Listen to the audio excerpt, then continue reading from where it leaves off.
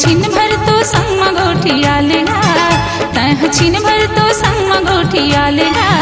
कालिया ही बाराती चले जाऊं, हे राजा ही बाराती चले जाऊं। मोरे नानपन के तैहा संग वारी वो, मोरे नानपन के तैहा संग वारी वो। तुर बिना मैं कैसे रह पाऊं, ये रानी तुर बिना कैसे रह पाऊं।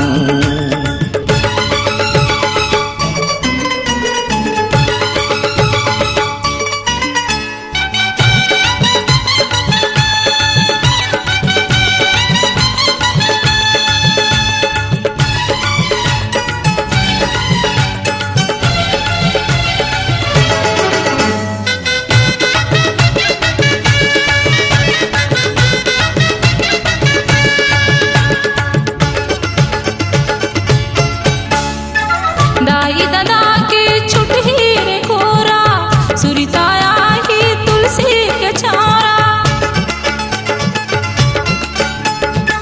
छुटही संगे साथी के संग हा, चढ़ी तन माँ हरदी के रंग हा, हरदी के रंग हा, हरदी के रंग हा।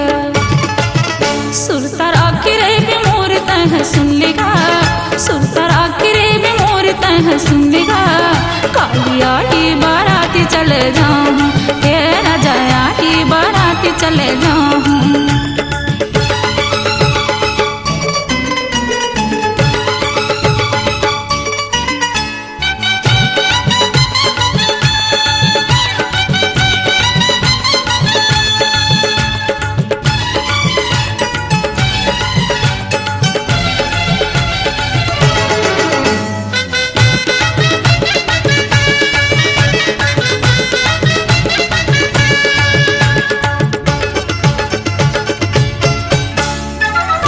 तुम रम गे मन बैरागी, जरगी से अंतस प्रेम के आगी।